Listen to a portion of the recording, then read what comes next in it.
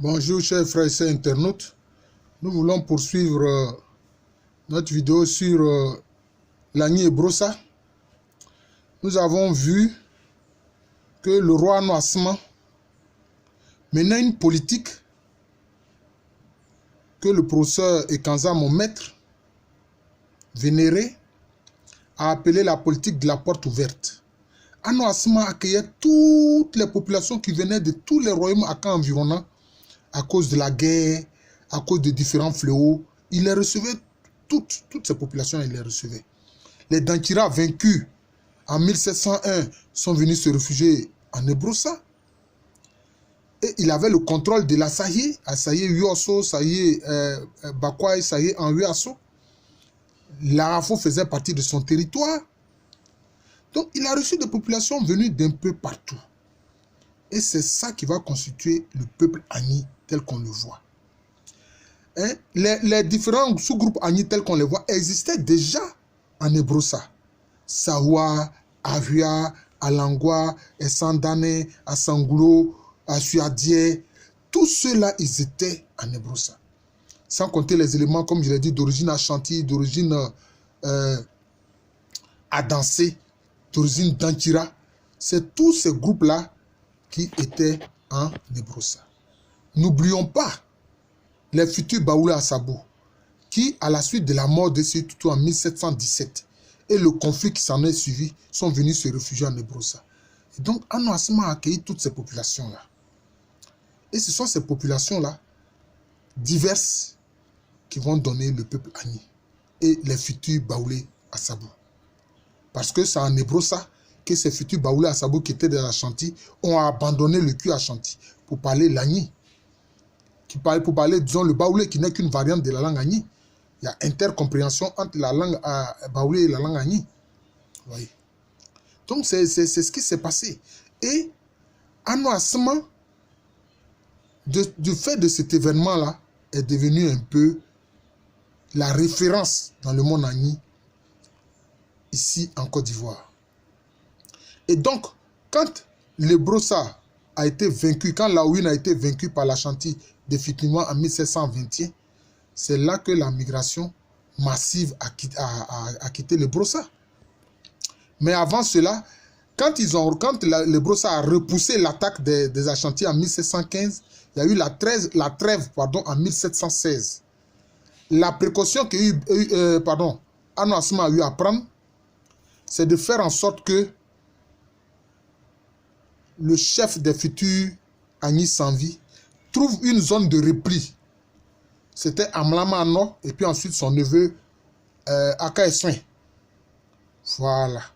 Et Noasma lui-même, après la défaite et la soumission de l'Ebrossa, il n'est pas venu dans l'actuelle Côte d'Ivoire, il est resté dans une localité qu'on appelle Djema, qui est non loin de la frontière avec la Côte d'Ivoire actuelle.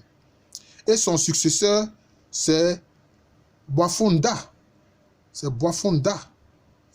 Et sous Boafonda, il y a eu un événement douloureux.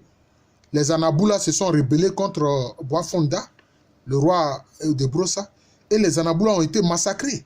C'est une seule de leurs aïeuls qui va permettre à nouveau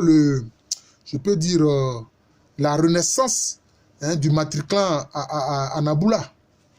Et quand les Brossa a été vaincu, n'oubliez pas que Opoku Waré, le roi des Ashanti, a fait créer une principauté des Ashanti, venus principalement de Djuaben, de la localité de Kenyase, pour veiller à la docilité des Agni et Brossa.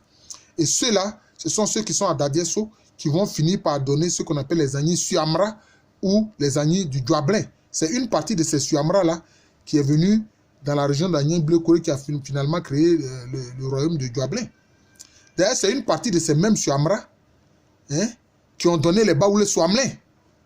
Voilà, de la zone de Tabo. Et il y a certains Suamra, par la suite, au 19e siècle, sont venus s'installer dans le Sanvi, dans les villages de Bianois, Ketesso et puis Yaou. Voilà. Donc, c'est pour dire que tout est parti, disons, de l'Ebrossa. Tout est parti de l'Ebrossa. Ces populations-là sont parties de l'Ebrossa. C'est de l'Ebrossa que ces populations sont parties. Voilà donc un peu ce qu'il faut retenir de l'histoire du grand royaume Agni et Broussa, qui a accueilli des populations de toute origine.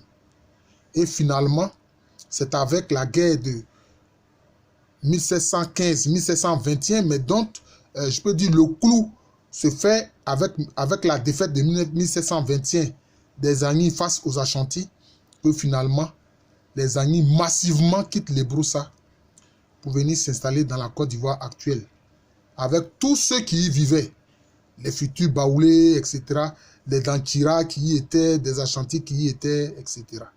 Donc voilà un peu l'histoire, n'est-ce pas, du royaume Agni et Broussa. Voilà. Mais comme je l'ai dit, le noyau qui a été à la base de la naissance du peuple Agni, ce sont les Alangwa, qui ne sont pas d'origine Dankira comme certains dévanciers l'ont pensé.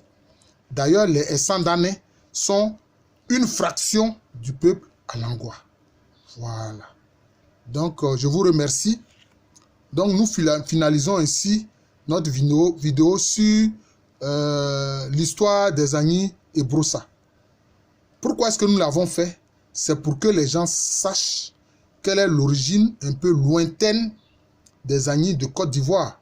C'est vrai, nous avons fait des vidéos sur les différents sous-groupes Agni de Côte d'Ivoire, mais nous avons remonté le temps pour qu'on puisse connaître leur origine la plus lointaine depuis Agnoagnoa, depuis l'installation sur les rives du fleuve Offin ou Affin, le séjour dans la Manfi et ensuite maintenant l'installation dans les Broussa où il crée le grand royaume à Ouin, à partir duquel maintenant, avec la défaite de 1721 face aux troupes Ashanti du roi Opoku-Waré, eh bien, tout cela vient s'installer dans l'actuelle Côte d'Ivoire.